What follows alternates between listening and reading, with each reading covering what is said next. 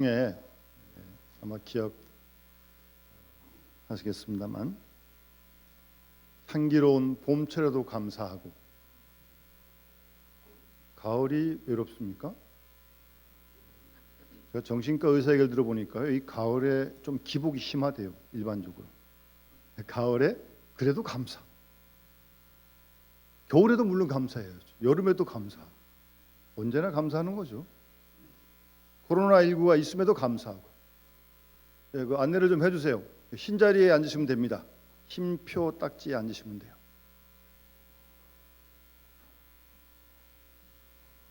그리고 장미꽃도 감사하고 국화꽃도 감사하고 여기 호박도 있고요. 장미꽃 가시도 감사하는 거예요. 근데 장미꽃만 감사하는 거 아니에요. 아픔도 감사하고 기쁨도 감사. 모든 걸 다 감사하는 거죠. 우리 한번 이런 감사에 충만한 신앙생활을 하는 믿음의 식구들이 다 되었으면 하는 마음이 간절합니다. 지난주 우리 친구 목사님에게 이런 기도문을 제가 하나 받았습니다. 이 기도문이 우리 모두의 기도문이 되었으면 하는 마음이 있고요.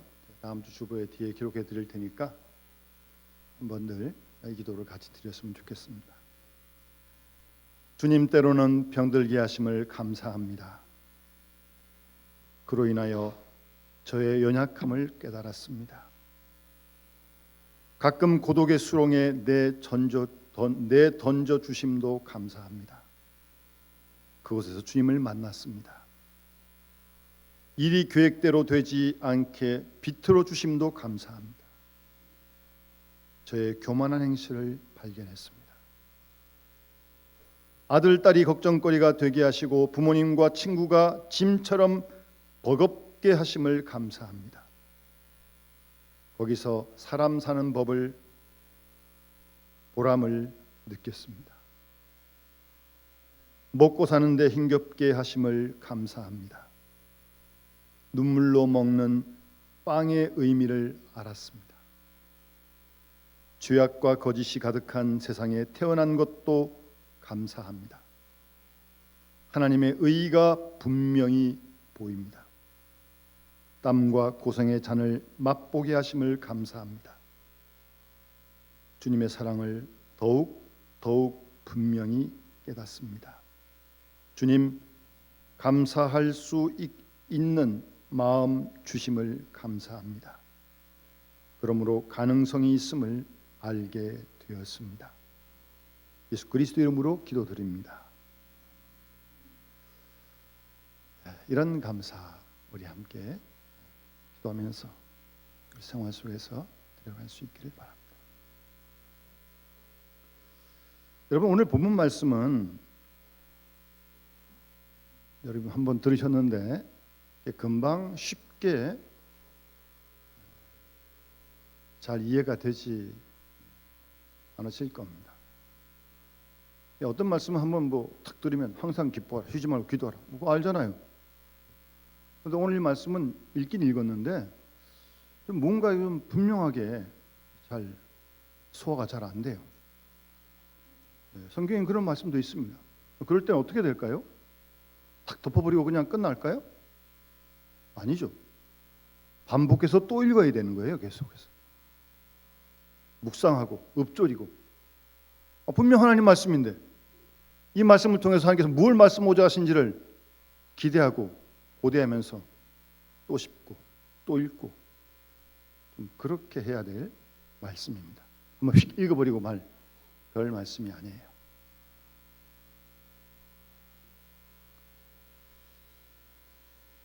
오늘 이 본문의 말씀은요, 복음에 나타난 믿음의 내용을 아주 기가 막히게 잘 요약한 말씀입니다. 우리가 믿는 복음, 십자가의 복음, 구원의 복음. 우리가 사도신경을 매주일 고백합니다만, 새벽에도 고백합니다만, 우리가 믿음의 내용을 잘 요약한 말씀 아닙니까? 그 복음을 참 이 본문 짧은 본문 속에서 바울이 기가 막히게 요약한 말씀입니다. 그래서 압축이 되어 있는 거예요. 그 말은 그만큼 사도 바울의 마음 속에 아주 복음으로 가득 차 있는 겁니다. 여러분 마음과 생각 속에 무엇이 가득 차 있습니까? 툭 건들면 뭐가 나옵니까? 돈이요? 불만이요? 불평이요? 가득 차 있으면 나오게 된다니까요. 툭 건들면 나오는 거예요. 바울의 마음 속에는 바울이 믿는, 우리가 믿는 이 복음이 아주 가득 차 있는 거예요. 그러니 이 짧은 편지 속에 복음을, 핵심을 담을 수 있는 겁니다. 복음이 뭐예요? 예수 그리스도가 복음이죠. 복음이 뭐예요? 하나님 말씀이 복음의 말씀이죠. 그걸로 아주 가득 차 있는 거예요. 제가 사람을 좀 많이 만나지 않습니까? 어떤 사람을 만나면요, 상대를 자기가 하고자 하는 일의 도구로 어떻게 그 사람을 끌어낼까, 그 생각으로 가득 차인 사람이 있어요. 교인도 그렇게 돼요. 교인도. 나쁘게 하면 이용하는 거죠. 그거는 어떻게 그렇게 돼 있어요? 교인을 그렇게 하면 돼요? 내 속에 복음이 차 있어야지. 복음이 하나님의 사랑이 차 있어야지. 진리의 말씀이 차 있어야죠. 그게 나오는 거라니까요. 쌓인 게 나오는 거죠. 뭐 생각하는 게 나오는 거지. 뭐 그냥 나오는 게 아닙니다.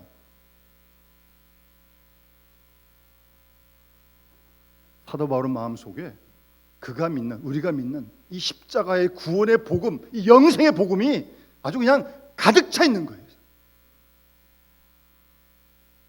그게 부러운 거고, 본문에 그렇게 표현되어 있지 않지만 바울은 행복한 거예요.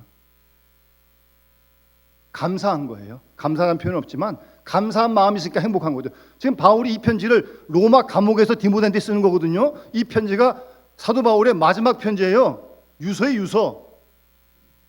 그럼에도 불구하고 바울의 마음속에는 감사한 마음이 있는 거예요. 그래서 감옥에 있지만 행복한 거예요. 그런 마음이 이 편지 속에 묻어서 디모데에게 전달되는 겁니다.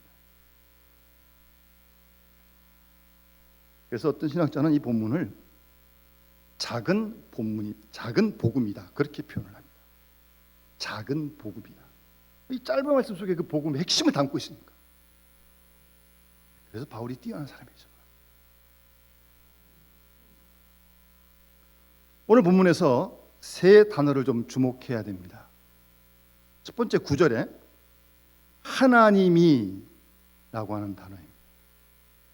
그 다음 11절에 내가, 바울이죠. 내가, 나라고 하는. 그 다음에 13절에 너는, 디모데를 얘기하는 거예요. 이 편지를 받는 디모데를 얘기하는 거예요.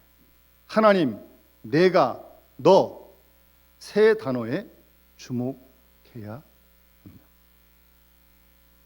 그러니까 본문을 통해서 우리는 먼저 하나님이 어떤 분이시냐, 우리가 믿는 하나님, 아버지 하나님, 그분이 어떤 분이시냐 중요한 거 아닙니까? 두 번째, 그 하나님을 믿는 나는 누구냐? 하나님을 믿는 나는 도대체 누구냐? 중요한 거예요. 끝으로 나에게 복음을 듣는 디모데를 얘기하는 거죠. 너는 누구냐? 그 세 가지를 오늘 본문에서 사도 바울이 말씀하고 있는 것입니다. 확실하게요. 우선 하나님이 어떤 분이시냐. 9절 말씀, 하나님이 우리를 구원하사. 우리가 믿는 하나님은 구원하시는 하나님이십니다. 여러분 그렇게 믿습니까? 구원하셨고 지금도 구원하시고 앞으로도 구원하실 것이고, 구원의 주체는 언제나 하나님이십니다. 하나님이 구원하사. 그러면 하나님께서 우리에게 어떻게 역사를 하시느냐? 이어지는 말씀 잘 보세요. 거룩하신 소명으로 부르심은, 하나님은 사람을 불러서 그 사람을 통해서 역사하시는 거예요. 먼저 부르시는 겁니다. 그걸 소위 가리켜서 우리가 소명이다 그렇게 부르는 거죠.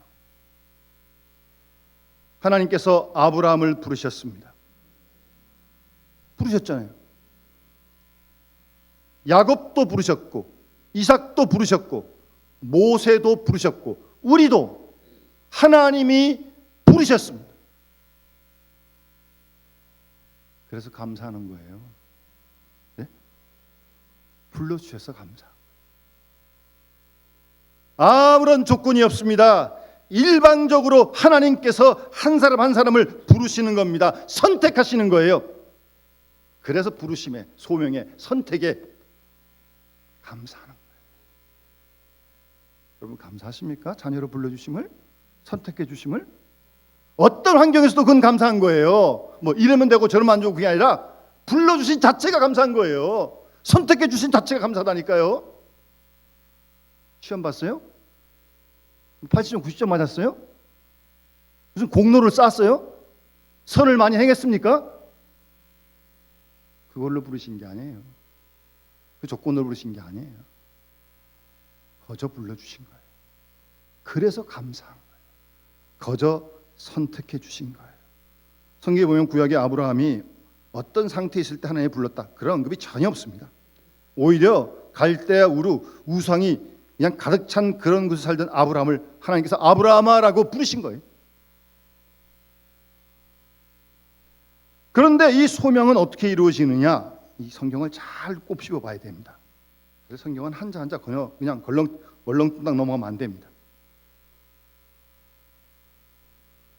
거룩하신 소명으로 부르심은 우리의 행위대로 하심이 아니요. 우리 행위가 달라서 그런 거 아니에요. 그 다음 오직 하나님의 뜻과 영원 전부터 그리스도 안에서 우리를 은혜로 부르셨다는 거예요.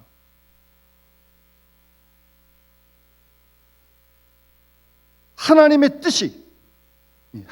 뜻이 먼저 있었다는 겁니다.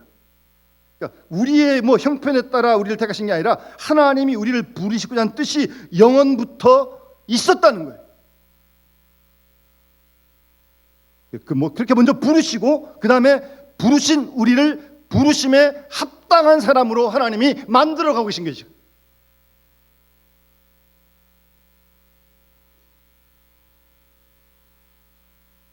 또 우리가 자녀를 선물로 받으면 부모님으로서 자녀에 대한 기대가 있죠. 기도하면서 그 방향으로 자녀를 양육해 가는 거죠. 그와 같이 하나님은 일단 우리를 하나님의 뜻에 따라서 부르시고 그것도 영원전부터 택하셔서 우리가 주님을 알기 이전부터 택하셔서 우리를 그 부르심에 합당한 사람으로 지금도 하나님은 우리를 계속 양육해 가고 계신 것입니다. 그것이 감사한 거예요. 고난 중에도요. 감옥 속에 있어도요.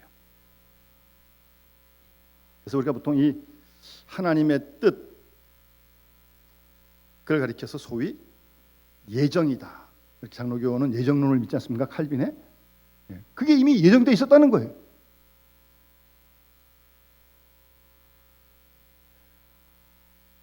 예정은 하나님의 구원하신 초월하신 하나님의 구원 뜻을 말하는 것으로서 하나님 마음속에 우리를 자녀로 택하시고자 하는 그런 뜻이 의지가 먼저 있었다고 바울은 그렇게 말씀하고 있는 것입니다. 저는 이렇게 걸고 산책하면서 묵상하면서 이런 복음송을 자주 부르곤 합니다. 주님 나를 부르셨으니 주님 나를 부르셨으니 내 모든 정성 주를 위해 바칩니다. 주님 나의 기도 들으사 영원토록 주님만을. 마지막 가사를 잊어버렸네요. 제가 이거 읽을 때 안 불렀거든요. 어떤 분이 그러더라고요. 왜 목사님 읽을 때는 왜 안 부르십니까? 그러더라고요. 저도 잘 모르겠습니다. 왜 안 부르는지는. 어쨌든 주를 위해 살렵니다. 그런 가사입니다. 불러주신 자체가 감사한 거예요. 어떤 행편이 있든지 간에 하나님의 뜻을 따라 영원 전부터 계획하시고 하나님의 자녀로 불러주신 이 자체가 감사한 거예요. 우리 모두 다 감사할 수 있는 거 아니겠습니까? 그게?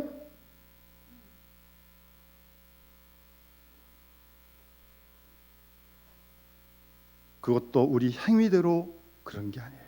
잘나서, 선해서. 그거 아니잖아요. 오직 그리스도 예수 안에 있는 은혜대로 우리를 하나님이 불러주셨다는 말씀입니다. 상당히 중요한 우리 기독교의 핵심 교리예요. 우리가 늘 항상 이 믿음에 감사한 마음을 가지고 우리가 신앙생활을 해야 하는 것입니다. 그러면서 사도 바울은 참 이게 정말 그래서 위대한 전도자요, 정말 개척자요, 목회자요, 신학자라고 그러는데요. 이 짧은 말씀 속에 그리스도가 누군가를 또 설명하고 있어요. 10절에 보시면 우리 구주 예수 그리스도의 나타나심으로 말미암아 나타났으니 그 하나님의 뜻이. 여러분 성경을 잘 보시면 구약 성경에 하나님께서 아브라함을 부르시잖아요. 고향을 떠나서 뭐 이제 믿음을 가지고 이루어가는데 그 아브라함의 부르심 사건 속에 하나님의 구원의 의지가 거기 숨겨져 있어요. 하나님께서 이스라엘 백성들을 애굽에서 구원해 내셔서 광야를 지나고 가나안 땅을 인도하시잖아요. 이 이스라엘의 출애굽 사건 속에 하나님에 대한 구원의 역사가 그 속에 숨겨져 있는 거예요. 하나의 모델로 보여주시는 거예요. 이러했던 그림자로 나타났던 그 구원의 역사가 그리스도 안에서 나타났었다는 거예요. 이제는 눈에 보이게 십자가 사건으로. 그렇게 지금 바울이 설명을 해가는 거예요. 특히 여러분 그 구약시대 레위기 보게 되면 제사 드리잖아요. 양 잡아가 쏘져가지고 불태워 드리고 옆에 제사 드리는 사람은 꿀 엎드려가지고 회개하고 있고. 그러니까 그런 모든 것들이 하나님의 구원의 역사의 하나의 그림자였거든요. 근데 그런 그림자가 그리스도의 십자가의 사건을 통해서 확실하게 나타났다는 거예요.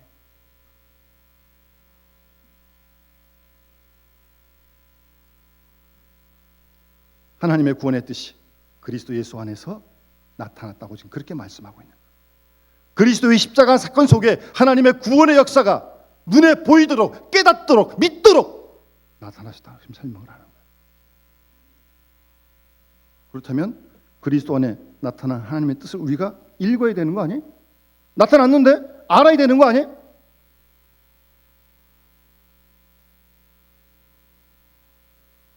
그래서 십자가의 사건을 통해서 하나님의 구원의 놀라운 역사를 우리가 보고 알았고 믿은 거죠. 그래서 우리도 구원을 받은 거죠. 바로 이것이 복음의 핵심이고 우리 신앙의 골자입니다. 머리로만 아는 게 아니라 이 복음의 내용을 내 사건으로, 나를 구원하신 사건으로 받아들이는 거죠. 그래서 이어지는 말씀 보세요. 그는 사망을 패하시고 복음으로써 생명과 썩지 아니할 것을 영생을 드러내셨다는 겁니다. 이게 복음의 핵심 아닙니까? 사망을 패하셨다는 게 뭐예요? 부활하셨다는 거 아닙니까? 그리스도의 부활을 믿는 우리 모두들도 부활할 줄로 믿습니다. 여러분 부활할 줄 믿습니까? 그게 복음의 핵심 아니에요? 그리고 예수님 구원받고 죄 사함 받고 영생을 얻은 거 아니에요 우리가요? 가슴 쭉 비세요. 세상에서 뭐 잘 살고 오래 살고 뭐 이렇게 살고 저렇게 살고 이게 단주하세요? 복음의 내용 그게 아니에요. 예수 믿고 죄 사함 받고 구원받고 부활하심을 믿고 영생을 믿는 거예요. 하나님 나라를 믿는 거예요. 그게 복음의 핵심이에요. 목사님 찬양을 좀 불러야겠어요. 안 되겠어요. 438장을 좀 부릅시다. 지난주 다니엘 기도회 간증할 때 어떤 분이 색소폰을 불렀던 거예요. 그런데 정말 우리 하나님 나라 한번 소망하면서 그게 복음의 내용이니까 우리 그 믿는 거니까요. 반주하세요.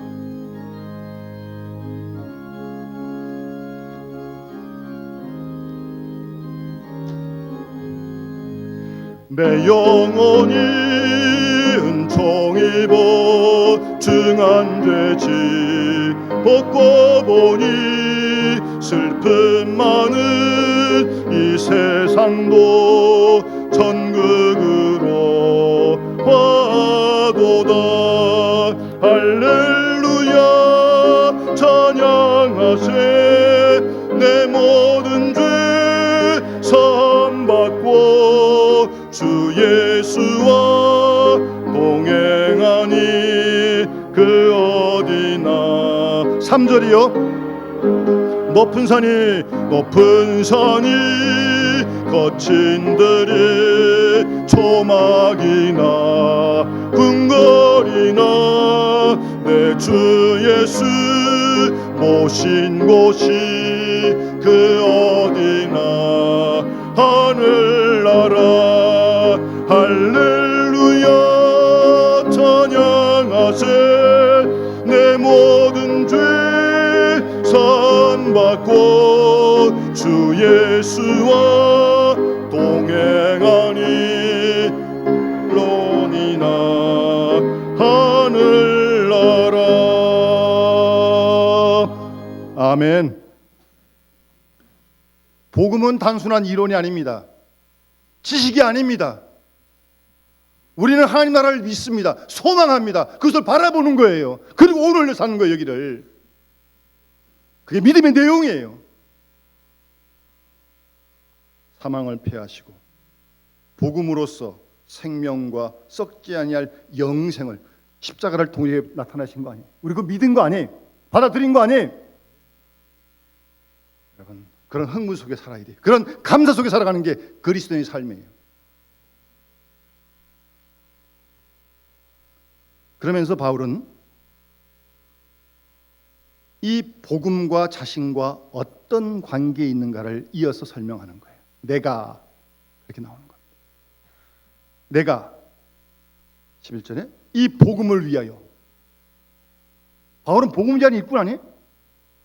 선포자와 사도와 교사로 세우심을 입었다. 그게 하나님 안에서 자기의 모습이라는 거예요.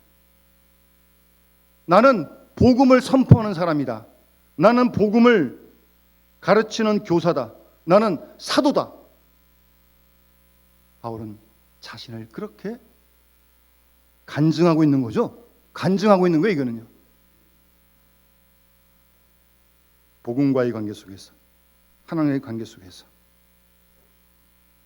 자신의 어떤 주관적인 경험을 말씀하고 있는 것입니다. 그래서 주님께서 너희가 나의 증인이 되라고 말씀하시잖아요. 우리가 다니엘 기도에서 하고 있는데 하나님을 자랑하는 간증의 주인공이 되게 해달라고. 입만 열면 하나님 자랑하고 하나님의 역사심을 간증할 수 있는 간증의 주인공 되게 해달라고 그런 기도를 하고 있는데 주님을 간증하는 거예요. 복음을 간증하는 거예요. 내 자랑하는 거 아니에요. 바울의 역할은 그런 거예요. 선포하고요. 뭐 믿든지 안 믿든지 선포하는 겁니다. 외치는 겁니다. 복음을 선포하는 거예요. 예수 믿으라고, 구원받으라고. 믿고 안 믿고 그 사람 책임이고 선포해야 됩니다. 그리고 자기는 그리스도로부터 보냄받은 사도라는 거죠. 예수님께서 너희를 영접한 자는, 제자를 영접한 자는 나를 영접한 것이고 나를 영접한 자는 하나님을 영접한다고 그랬잖아요. 그러니까 바울을 영접한 사람은 예수 그리스도를 영접한 사람이에요. 바울을 사랑한 사람은 예수님 사랑한 사람이에요. 왜요? 바울이 사도니까. 하나님, 주님 보내신 일꾼이니까. 그리고 자기는 교사다. 교사란 말은 이 복음을, 이 진리의 말씀을 따라 생활 속에서 헬라어권은 히브리권에서 어떻게 살아가야 되는지를 잘 풀어서 해석하고 설명하는 사람이란 말이에요. 우리가 복음을 믿는데 이 복음 믿음 가지고 사회생활을 우리가 살아야 되잖아요. 복음을 따라 진리를 따라 말씀을 따라 하는 생활이 구체적으로 어떤 건지를 가리키는 사람이라는 거예요. 자기가, 바울이.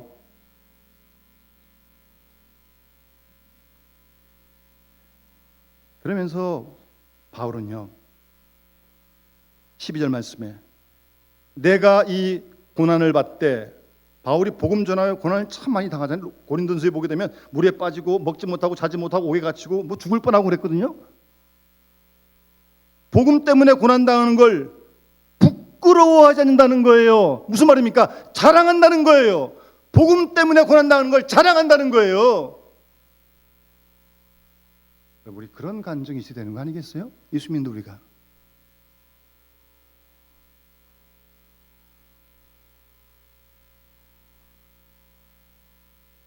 부끄러워하지 않나. 로마서 1장 16절 말씀에도 내가 복음을 부끄러워하지 않나니, 복음을 부끄러워하지 않냐니.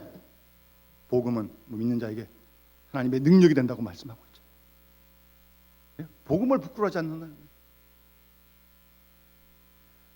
여러분, 복음 전해야 돼요. 그게 우리 할 일이에요. 뭐 여러 가지 일들 많은데요, 그 모든 일들은 복음 전하기 위한 하나의 방법이지 그 일이 목적이 아니에요. 그 일 위해 돈 버는 거예요? 돈 벌어서 복음 전하고 돈 버는 거지.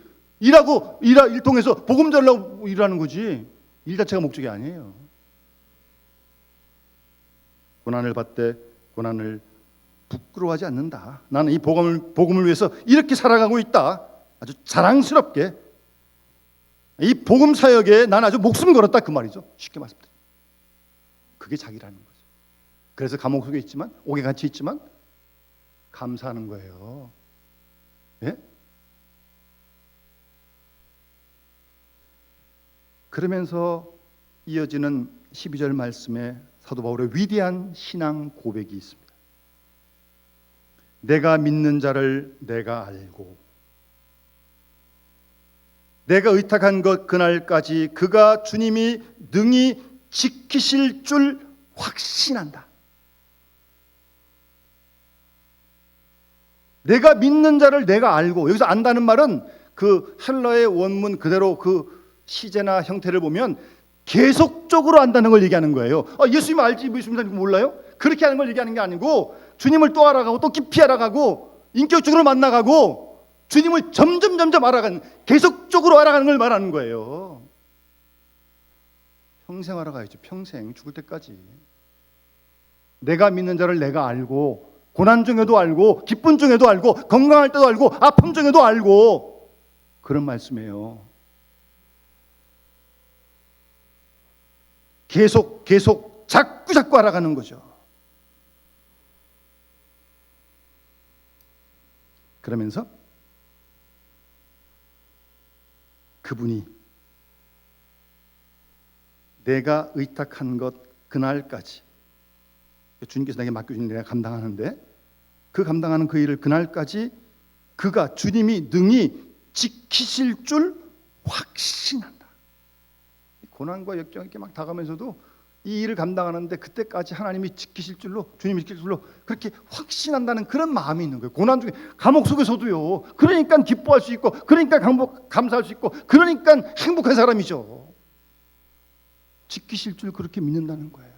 주님이 지켜주시겠다는데요? 내게 맡겨주신 내가 감당할 때까지, 하늘나라 갈 때까지 주님이 우리를 지켜주시겠다고. 바울은 그런 어떤 확신이 있는 겁니다, 여러분. 바울만 그러겠어요? 주님이 우리도 지켜주시죠. 그런 다음에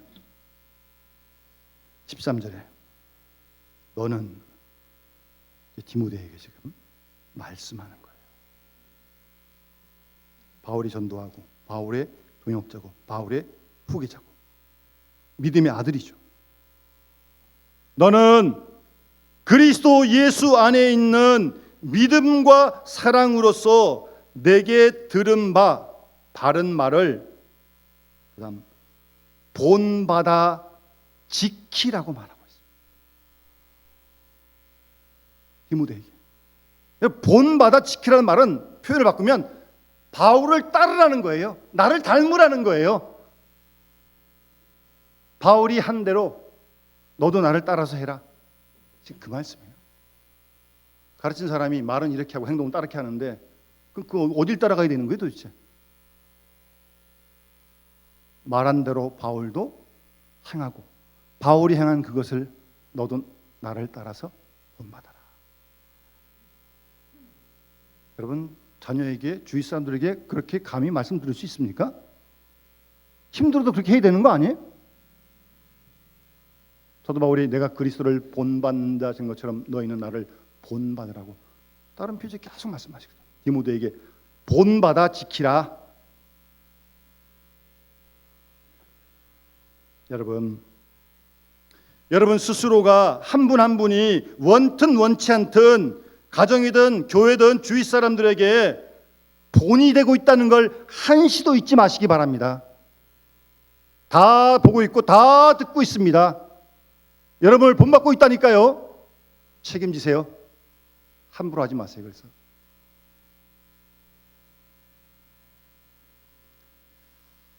저희 아버님이 원래 말씀을 잘 안 하시는데 가끔 그런 말씀을 하신 기억이 나요.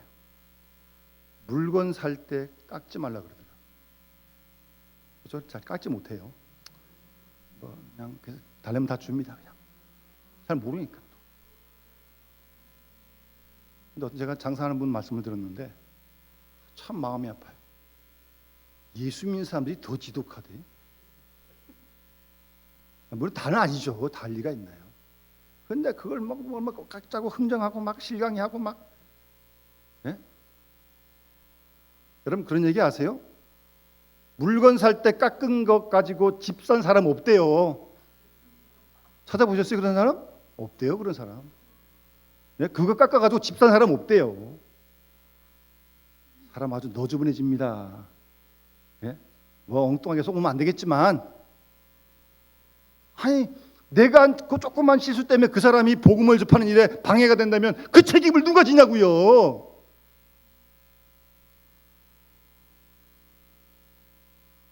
우리는 언제나 누구에게나 내가 본이 되고 있고 본이 되어야 한다는 사실 한시도 잊지 말아요. 그러니까 본받으라는 말은 실천하라는 말이에요. 내가 먼저 실천하고 그리고 가르치고 너도 따라서 나를 해라. 내가 이렇게 하니까 너도 이렇게 하고 내가 가니까 너도 가고 나를 따르라. 나를 본받으라. 내가 시키는 대로 내가 지키는 대로 너도 지켜라. 그 말씀인 거예요. 여러분 멘토란 말 요즘 잘 들어보시죠? 좋은 신앙의 멘토를 만나길 우리가 원하고 그런 사람 만나는 게 정말 복이죠. 여러분 멘토란 원래 이 용어는요 사람 이름입니다. 그게 사람 이름이에요 원래요. 그러니까 멘토라고 하는 건 어떤 교사, 단순히 선생 그런 단순한 그런 의미가 아니에요. 이 멘토라고 하는 대상은 안내자, 후원자, 내 모든 비밀을 다 말할 수 있는, 그러니까 믿고 신뢰할 수 있는 그런 선생을 말하는 거예요. 그런 선생이 멘토인 거예요, 멘토. 원래 이 멘토라는 건 사람 이름인데 그리스의 서사시 오디세이에 보게 되면 그 오디세우스란 왕이 나옵니다. 이 왕이 트로이 전쟁에 이제 전쟁을 하러 나가는데 전쟁하다 죽을 수도 있는 거 아니에요? 자기 아들을 친구인 멘토에게 부탁을 합니다. 내가 지금 전장 나가는데 가서 전사할지 모르니까 그렇게 되면 이 친구가 멘토인데 이름이 멘토예요. 멘토. 친구한테 내 아들 테라마쿠스를 잘 키워달라. 그렇게 부탁을 한 거예요. 근데 이 왕은 이제 죽고 이 아들이 이제 왕이 됐는데 정말 이 멘토가 잘 키운 거예요. 훌륭한 그런 왕이 된 거예요. 진짜 멘토라는 사람이 이 오디세우스 왕의 친구가 키워준 거예요. 거기서 이제 멘토란 말을 쓰게 된 겁니다. 여러분 잘 아시는 플라톤에게도 소크라테스라고 하는 멘토가 있었고요. 그 유명한 위대한 알렉산더 대왕에게도 아리스토텔레스라고 하는 멘토가 있었던 겁니다. 여러분 잘 아시는 헬런 켈러 여사에게도 설리반이라고 하는 훌륭한 멘토가 있었던 겁니다. 그 멘토 밑에서 헬런 켈러가 나오는 것이 그냥 나온 게 아닙니다. 여러분 멘토가 참 중요한데요. 멘토만 중요한 게 아니에요. 멘토를 받는 사람, 멘토리도 참 중요한 거예요. 그러니까 멘토와 멘토리, 안내를 받고 안내하는 사람, 이 둘 관계.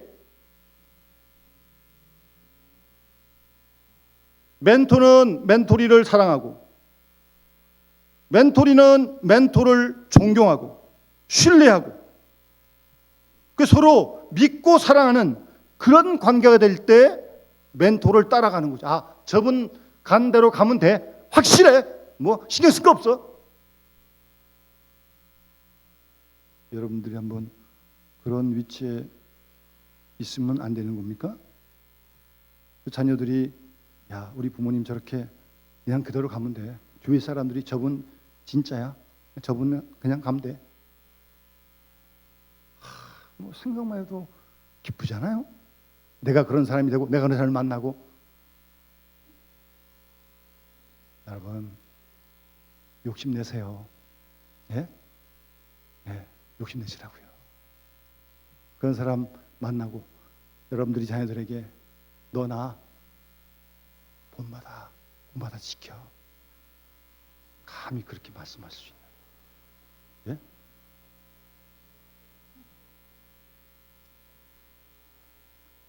마지막에 성령 안에서 성령으로 말미암아 내가 내게 부탁한 것 지키라고 바울은 디모데에게 당부를 합니다. 여러분, 하나님은 우리를 구원하시는 하나님이십니다. 하나님의 뜻에 따라서 영원 전부터 계획하셨어요. 그래서 우리를 불러주신 겁니다. 그래서 감사한 거예요. 뭐 내 선행, 내 공로, 내 자랑, 뭐 선행 전혀 그런 거 묻지 않으시고 그냥 불러주신 거예요. 그래서 감사한 거예요. 그리고 우리를 지키시고 우리에게 기대하시고 우리를 통해 일하기를 원하시고 우리 사명 감당할 때까지 주님 지켜줄 줄 믿고요. 우리에게 맡긴 사명, 우리가 어디서 뭘 하든 복음을 전하는, 예? 복음을 전하는. 그러니까 신앙이 본업이고 나머지는 다 부업인 거예요. 딴 게 주업이 되면 안 되는 거예요. 신앙생활이 본업인 거예요. 그를 위해 다 부업을 하고 있는 거지 우리는. 그러니까 그런 마음으로 복음을 전하며 살아가고요. 자녀들에게 주위 사람들에게 본받아 지키라고 정말 감히 말할 수 있는 그런 믿음의 행복자가 되어줄 수 있는 귀한 은혜와 축복이 우리 모두 함께 하시기를 주님으로 축원합니다. 기도하겠습니다. 사랑의 하나님 아버지, 아무리 생각해봐도 아무리 나를 둘러봐도 전혀 하나님의 자녀될 자격이 전혀 없습니다. 그럼에도 불구하고 하나님께서 하나님의 뜻을 따라 만세 전에 택하기로 정하시고 자녀로 불러주시니 감사를 드립니다. 그리고 우리에게 맡기신 귀한 사역 감당케 하시고 우리를 양육시키시고 그 일을 이룰 때까지 졸지도 주무시지 않고 주님이 지키실 줄로 확실히 믿습니다.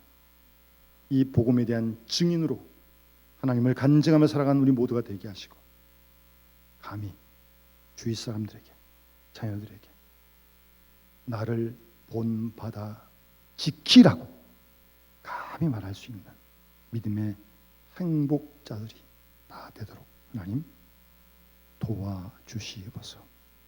감사드리며 예수님 이름으로 간절히 기도드리옵나이다. 찬송 590장 함께 찬양 부르면서 봉헌하도록 하겠습니다.